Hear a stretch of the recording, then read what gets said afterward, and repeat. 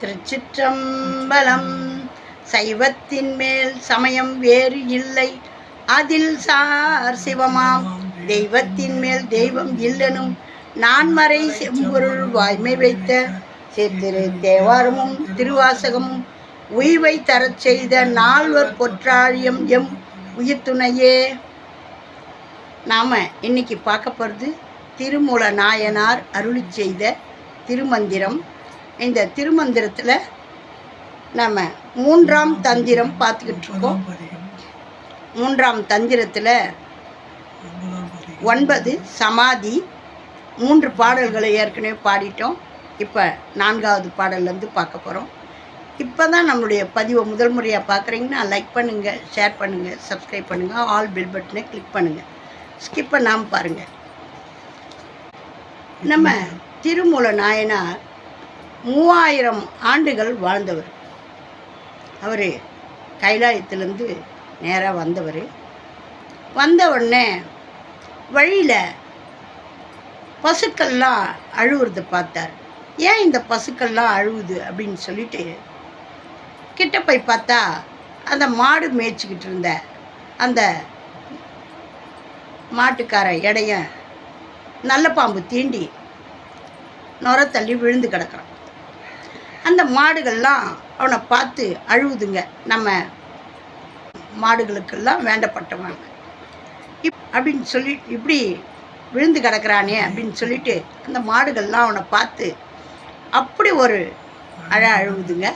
அதுங்க அழுவுறதை பார்த்த உடனே இவருக்கு திருமூலருக்கு ரொம்ப மனசு கஷ்டமாயிடுது. ஆகையினால் என்ன பண்ணுறாரு, இவர் அஷ்டமா சித்திகள்லாம் பெற்றவர், நந்தி தேவரிடம் பாடம் படித்தவர். உடனே இவர் போய் ஒரு மரத்தில் பொந்துக்குள்ளே போயிட்டு தன்னுடைய உடலை மறைச்சி வச்சுட்டு இவர் அந்த ஆத்மாவை எடுத்துகிட்டு வந்து அந்த மாடு மேய்க்கிற அந்த மூலனுடைய, அந்த மாட்டுக்காரன் பேர் மூலன், அந்த மூலனுடைய உடம்புல இவருடைய ஆத்மாவை செலுத்தி உயிர் பெற்று எழுந்துக்கிறான் அந்த மூளை. அப்போ எழுந்த உடனே மாடுகள்லாம் சந்தோஷமாக துள்ளி குதிச்சு அதுங்களுக்கு ஒரு நம்மளை மேய்க்கிறவன் உயிராக வந்துட்டான்னு அதுங்களுக்கு சந்தோஷம் தாங்க முடியல. அப்புறம் மேய்ச்சல்லாம் முடித்து தண்ணியெல்லாம் குடிச்சிட்டு அதுங்க வழக்கமாக செய்யறது இல்லையா, அதனால் இவர் எதுவும் செய்யணுன்ற அவசியமே இல்லை. அந்த கொம்பை வச்சுக்கிட்டு நின்ன உடனே அவங்க வேலையை அவங்களே பார்த்துடுறாங்க. வீட்டுக்கு கிளம்பிட்டாங்க. வீட்டுக்கு கிளம்பி எல்லா மாடுகளும் யார் யார் வீட்டுக்கு போகணுமோ அவங்கவுங்க வீட்டுக்கு அவங்களே போயிட்டாங்க. இவர் போய் பூட்ட வேண்டிய அவசியமே இல்லை. அந்தந்த கொட்டிலில் அவங்க நின்றுட்டாங்க. பூட்டிட்டு இவர் வந்துட்டார். அப்போ மூலனுடைய பொண்டாட்டி ஓடியாந்து இவரை, என்னையா எதுவுமே பேசாமல் போகிறேன், சாப்பிடல, தண்ணி குடிக்கல அப்படின்ட்டு கேட்ட உடனே நான் அவன் இல்லைம்மா அப்படின்னு சொல்லிட்டு போகிறாரு. என்ன இப்படி சொல்லிட்டு போகிறாருன்னு ஊர் ஜனங்களை கூப்பிட்டு என் புருஷன் நல்லா பேசுன்னு பேசுகிறதே இல்லை, இந்த மாதிரி போகிறாரு வராரு அப்படின்ன உடனே ஓடியாந்து ஜனங்கள்லாம் ஓடியாந்து தள்ளியே உக்காந்துன்னுக்கிறாருன்னு ஒன்று ஓடியாந்து விசாரிக்கிறாங்க. என்னப்பா ஆச்சு உனக்கு அப்படின்றாங்க. நான் அவன் இல்லைங்க, இந்த மாதிரி நடந்ததெல்லாம் சொல்கிறாரு. அந்த மூலன் வந்து பாம்பு கடித்து இறந்துட்டான், அவனுடைய உடம்புல நான் கொண்டு என்னுடைய ஆவியை புகுத்தியிருக்கேன் அப்படின்னோடனே, சரிம்மா இவன் உனக்கு உதவ மாட்டான், இவர் வந்து ஞானி, அப்படி உடம்பு தான் உன்னுடைய புருஷனுடைய உடம்பு அப்படின்னு சொன்னோன்னே எல்லாரும் விழுந்து வணங்கிட்டு போயிடுறாங்க. இவருடைய உடலில் போய் புகழான்னு பார்த்தா இவருடைய உடம்பை காணும். சிவபெருமான் நினச்சிருப்பார் போல், கைலாய உடம்பு இங்கத்துக்கு செல்லாதுரா, இந்த உடம்பை நான் எடுத்துகிட்டு போயிடுறேன், நீ இந்த உடம்புலையே இருன்னு சொல்லிட்டு. அதுக்கப்புறம் 3000 ஆண்டுகள் அவர் வாழ்ந்து ஆண்டுக்கு ஒரு பாடல் வீதம் 3000 பாடல்களை கொடுத்துருக்காரு. அந்த 3000 பாடல்களை தான் நாம் அதில் 10ஆம் திருமுறை வாரம் வரும்போது பார்த்துக்கிட்டு வரோம். இதையெல்லாம் பாடவும் படிக்கவும் நம்ம கொடுத்து வச்சுருக்கிறோம். தமிழில், அழகான தமிழில் திருமூலர் எழுதி வச்சுருக்காரு. இவர் தான் இறைவன், இப்படி தான் இருப்பாருன்றதை சொல்ல முடியல பாருங்கள். கைலாயத்திலேயே இருந்து வந்தவர். எல்லாரையும் நீ எதை சொல்லணும்னு வரையோ, எதை கேட்கணும்னு வரையோ அதுதான் படைத்து காத்து அருளி மறைத்து அழிக்கக்கூடியவர். எதை எப்போ கொடுக்கணும், எதை எப்போ எடுக்கணும்ன்றத அனைத்தையும் அவர் ஒருத்தர் தான் பண்ணுறார். எல்லாம் தெரிஞ்சிட்டா எல்லாரும் இறைவன் ஆயிடுவாங்க இல்லையா. யாராலையும் அறிய ஒன்றா அருட்பெருஞ்சோதி அவரை யாரும் தெரிஞ்சிக்க முடியாத அந்த இறைவனை நாம் வழிபாடு பண்ணணும். அப்போ தான் நம்மளுடைய வாழ்வு சிறக்கும். படைச்சவனை படைச்சிட்டான் நம்மளை அதோட போதும்னு நம்ம நினைக்கக்கூடாது. உடல் வளர்த்தேன் உயிர் வளர்த்தேன்னு திருமூலர் சொல்வார். இந்த உடம்பு ஆரோக்கியமாக இருக்கிறதுக்கும் இந்த உடம்புக்குள்ளே இந்த உயிர் ஆரோக்கியமாக இருக்கிறதுக்கும் இறைவனுடைய அருள் இருந்தால் தான் எல்லாமே நடக்கும். அந்த இறை அருள் பெற திருமூல நாயனார் இன்னைக்கு நம்மளுக்கு கொடுத்துருக்கிறது சமாதின்ற 3ஆம் தந்திரத்தில் 9வது பதிகம். அதில் இப்போ நம்ம 4வது பதிகத்திலேருந்து பாட போகிறோம். லைக் பண்ணுங்கள், ஷேர் பண்ணுங்கள், சப்ஸ்கிரைப் பண்ணுங்கள், ஆல் பெல் பட்டனை கிளிக் பண்ணுங்கள், ஸ்கிப் பண்ணாமல் பாருங்கள். இப்போ தான் நம்மளுடைய பதிவை முதல் முறையாக பார்க்குறீங்கன்னா இதையெல்லாம் செய்யுங்க. இது தேவாரம், திருவாசகம், திருப்புகழ் இப்படியெல்லாம் இருக்குதா எங்களுக்கு தெரியாது அப்படின்னு சொல்கிறவங்களுக்கும் போய் சேரணும்னு போடுற பதிவு. இதையெல்லாம் தெரிஞ்சவங்க வந்து பார்த்து குறை கூற வேணாம். ஏன்னா என்ன மாதிரி இருக்கிறவங்களும் தெரிஞ்சுக்கணும்னு இந்த பதிவை போடுறோம். எங்களுக்கு நிறைய சப்ஸ்கிரைபர் உயர உங்களுடைய பரிபூர்ண ஆசீர்வாதம் எங்களுக்கு கிடைக்கணும். உங்களுடைய அன்பும் திருச்சிற்றம்பலம் கமெண்ட் பண்ணுறவங்களுக்கும் பார்த்து நல்ல ஆதரவு கொடுக்குறவங்களுக்கும் எங்களுடைய மனமார்ந்த நன்றியும் வணக்கமும். விண்டலர் கூபமும் விஞ்சத்தடவியும் கண்டுணர்வாக கருதியிருப்பர்கள் செண்டு வெளியிற் செழுங்கிரியத்திடை கொண்டு குதிரை குசை செருத்தாரே மூல நாடி முகட்டல குச்சியுள் 4 வாசல் நடுவுள் இருப்பீர்கள் மேலை வாசல் வெளிப்புற கண்ட பின் காலன் வார்த்தை கனவிலும் இல்லையே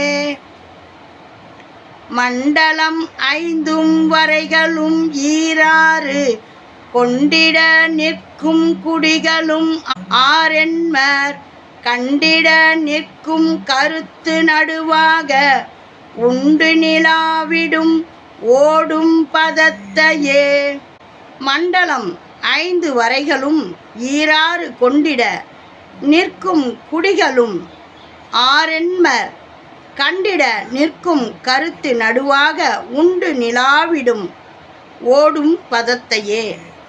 நம்மளுக்கு இதில் கருத்து தெரியல அப்படின்லாம் நீங்கள் கவலைப்பட வேணாம்.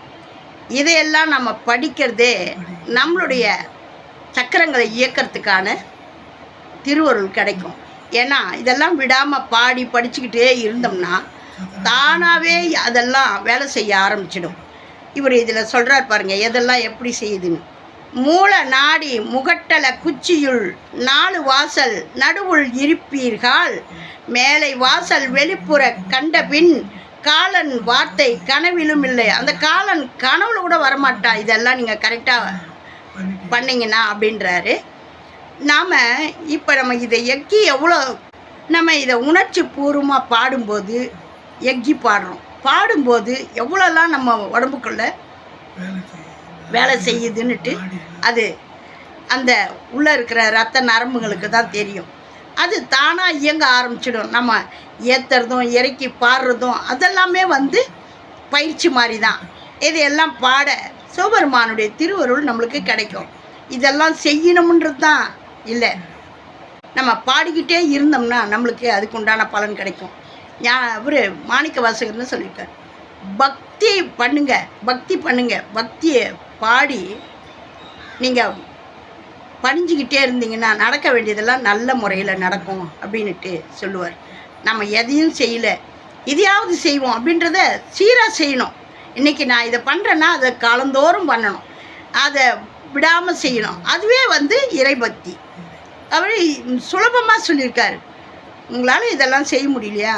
தெய்வத்தை பார்த்தேன், ஒரு இலையை கிள்ளி போடுங்க, யாவர்க்குமாம் ஒரு பச்சிலை, யாவர்க்குமாம் உண்ணும்போது ஒரு கைப்பிடி வந்துட்டிங்களா அந்த நேரத்துக்கு ஒரு பிடி சாதம் கொடுங்க. அது கூட முடியல என்னால், ஒரு பசுவுக்கு ஒரு புல்லு பிடிங்கி போடுங்க, அதுக்கு ஒரு வாயுரை,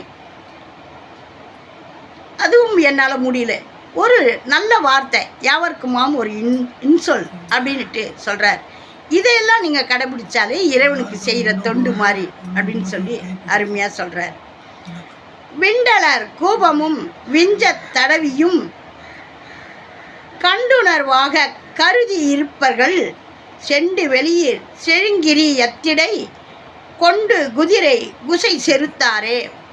இந்த மூச்சு பயிற்சிக்கு குதிரைன்னு பேர். அந்த மூச்சு ஓடி ஓடி அப்படி பண்ணுறதே அதை ஒரு குதிரைக்கு இதுவாக சொல்கிறாங்க.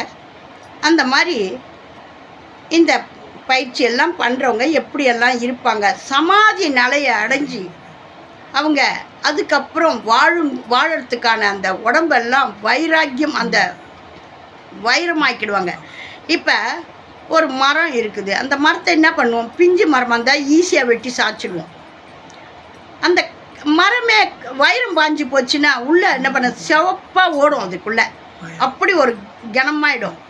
சின்ன மரமாக தான் இருக்கும், நம்மளால் உடைக்கக்கூட முடியாது. என்னான்னு கேட்டால் மரம் வைரம் பாஞ்சு போச்சுன்னு. அந்த மாதிரி இந்த பயிற்சியெல்லாம் செஞ்சு இந்த கட்டை வைரம் பாஞ்சு போச்சுன்னா இந்த உடம்புக்குள்ளே இருக்கிற இந்த உயிர்ன்ற ஆத்மா அவ்வளோ சீக்கிரத்தில் பிரியாது. அதை தான் சொல்கிறாரு, அருமையாக சொல்கிறாரு. நீங்கள் இது மாதிரிலாம் பண்ணிங்கன்னா கொண்டு குதிரை குசை செருத்தாரே அப்படின்னு சொல்லிட்டு அவ்வளோ அருமையாக இந்த மாதிரியெல்லாம் பண்ணி உடம்பை அப்படி வைரமாக வச்சுக்குங்க. உடல் வளர்த்தேன் உயிர் வளர்த்தேன்றார். இந்த உடம்பு இருந்தால் தான் இந்த உயிரை இதுக்குள்ளே வச்சுருக்க முடியும் அப்படின்ட்டு அருமையாக சொல்கிறாரு. அந்த தேவர்களே மனித ரூபம் எடுத்து தான் வந்து சிவபூஜை பண்ண முடியுமா. அப்படி ஒரு மகத்துவம் வாய்ந்தது இந்த மனித பிறவி. எப்பிறவி எத்தனை பிறவிகள் எடுத்ததுக்கப்புறம் இந்த மனித பிறவி கிடைக்குமோ, இந்த அருமையான மனித பிறவி இப்போ நம்மளுக்கு கிடச்சிருக்கு. இதை சிவபெருமானை நினச்சி வேண்டவும் வழிபாடு பண்ணவும் நீங்கள் காலம் கடத்தாமல் செய்யுங்க. செய்து இறைவனுடைய திருவருளை பெறுங்க. ஓம் நமச்சிவாயம். நல்லதே நடக்கும். எங்கும் இறையருள் பெருகட்டும். திருச்சிற்றம்பலம். திருமூல நாயனார் திருவடிகளே போற்றி போற்றி. லைக் பண்ணுங்கள், ஷேர் பண்ணுங்கள், சப்ஸ்கிரைப் பண்ணுங்கள், ஆல் பெல் பட்டனை கிளிக் பண்ணுங்கள், ஸ்கிப் பண்ணாமல் பாருங்கள். திருச்சிற்றம்பலம்.